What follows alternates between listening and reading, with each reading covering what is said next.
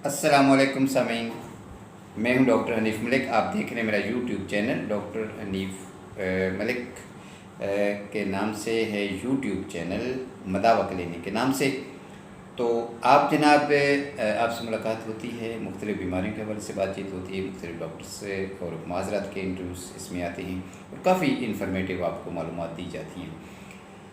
आज जो है एक बहुत मालूमाती वीडियो है। अच्छा, सबसे पहले फिर ऐसा कीजिए, एक तो मेरा जो चैनल है इसको सब्सक्राइब कर दें, नीचे जो बटन आ रहा है रेड कलर का, और साथ बेल आइकन को भी दबा दीजिएगा। और जब वीडियो ख़त्म हो तो आप कोई चीज़ पूछना चाहें, मालूमात आप लेना चाहें, तो उसके लिए मुझे कमेंट सेक्शन में लिखिए, भेजिएगा।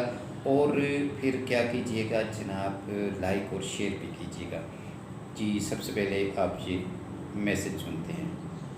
जी, अस्सलाम वालेकुम। जी, मुझे ये प्रॉब्लम है कि अभी तकरीबन 13-14 साल हो गए, बवासीर का मसला है। बवासीर मतलब के अंदर दाने टाइप जिस तरह होते हैं, वो ब्लड निकलता है। जिस तरह आपके सख्त पेशाब आ गया, उसके बाद ब्लड निकल आता है, तो अंदर मुझे दाने महसूस हो रहे हैं, कोई दाने अंदर, कोई साइडों से दाने हैं। तो 2 मरतबा मैं इंजेक्शन भी करवा चुका हूँ डॉक्टरों से, तो उन्होंने बताया था ख़त्म हो जाएगा। तो आप इस बारे में क्या कहना चाहते हैं? इसके लिए क्या दवाई तजवीज़ होगी या कोई मशवरा इस तरह का वो कायम किया, बता दें मुझे।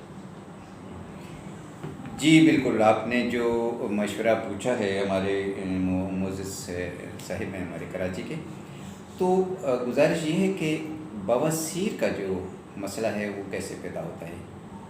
जो लोग ज़्यादा तेज़ मिर्च मसालादार अशिया इस्तेमाल करते हैं, फ़ास्ट फूड लेते हैं, बाज़ारी खाना खाते हैं और आराम तलब ज़िंदगी गुजारते हैं, जैसे बैठे रहते हैं, कोई वाक शाक नहीं, कोई वर्जिश नहीं है, कोई मतलब इस तरह की एक्टिविटीज़ नहीं है, तो फिर निज़ाम हज़म ख़राब होता है। लेकिन अमूमन ये देखा गया है कि लोग कहते हैं जी आप में फ़ास्ट फूड बंद करते हैं, या नान बंद कर रहे हैं, या चावल बंद कर रहे हैं, या इस तरह की जो अशिया बंद करते हैं स्पाइसी, लोग तो खा रहे हैं, उनको तो कुछ नहीं होता।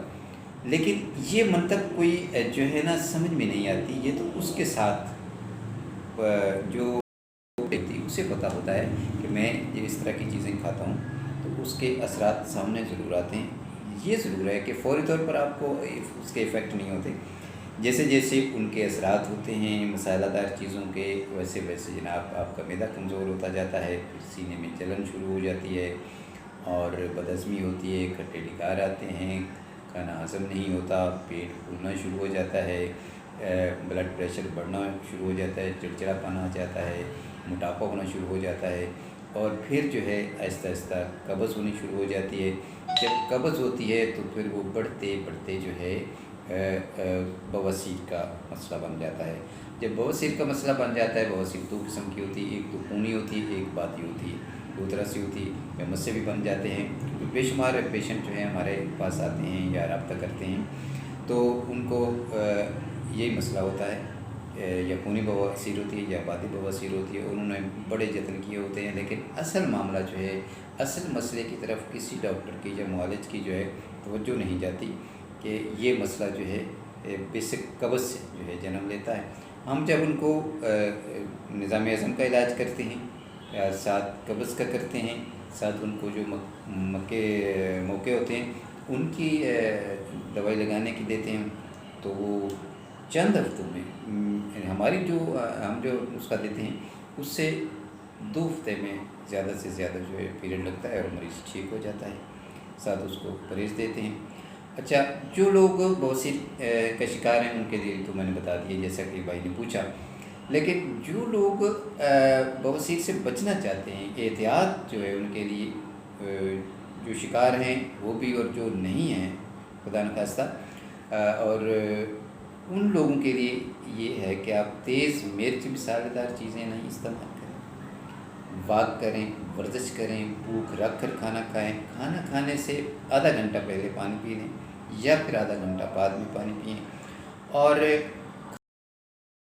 खाने कोई गोश्त खा रहे हैं या स्पाइसी चीज़ें खा रहे हैं तो उसके साथ रायता, सलाद और चटनी का ज़रूर इस्तेमाल करें। जो लोग गोश्त खा रहे हैं, ज़्यादा मतलब गोश्त पसंद करते हैं, तो एक तो वो चिकन का इस्तेमाल नहीं करें, देसी मुर्ग का इस्तेमाल करें, मटन का इस्तेमाल करें। बड़ा गोश्त बवासीर वालों के लिए नुकसानदेह है। सब्जियों का ज़्यादा इस्तेमाल करें। सब्जियों में कौन सी सब्जियां आप लें? काली मिर्च से पकी हुई कद्दू, टिंडे, घिया तोरी, काले चने का शोरबा, और फ्रूट में जो है आप आलू बुखारा, आड़ू और अंगूर ले सकते हैं। इसके अलावा केले का इस्तेमाल जो है वो बवासीर के मरीज़ जो है इस्तेमाल नहीं करें, तो उनका मसला जो है वो बवासीर का ठीक हो जाएगा। ये कोई इतना परेशान कौन मसला नहीं है। लेकिन चूँकि आप जब मौलज के पास से मरीज़ जाता है ना, तो जाते उसे कहता है जी मुझे बवासीर का मसला है, उसका इलाज कर दें। तो उनके जो लगे बंदे बवासीर का कोई नुस्खा होता है या कोई प्रोडक्ट होती है वो पकड़ा देते हैं, और मरीज़ थोड़ा बहुत फील करता है कि मुझे आराम है, लेकिन बाद में वही हालत होती है।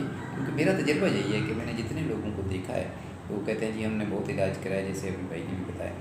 तो बात यह है कि मेरे जो सामीन हाज़रीन आप सुन रहे हैं, अगर खुदा न खास्ता आपको भी ये मसला है तो आप कमेंट सेक्शन में मुझे बताइए, और आप के लिए दवा तजवीज़ करेंगे। अगर आप दूर दराज रहते हैं तो आपको बज़रिया कोरियर पोस्ट दवा भेजी जा सकती है, इसमें परेशान होने की ज़रूरत नहीं। आज के लिए इतना ही, मिलेंगे नेक्स्ट वीडियो में किसी नए मौजू के साथ। तब तक इजाज़त दीजिए, अल्लाह हाफ़िज़, टेक केयर। हाँ, सब्सक्राइब ज़रूर कीजिएगा मेरे चैनल को।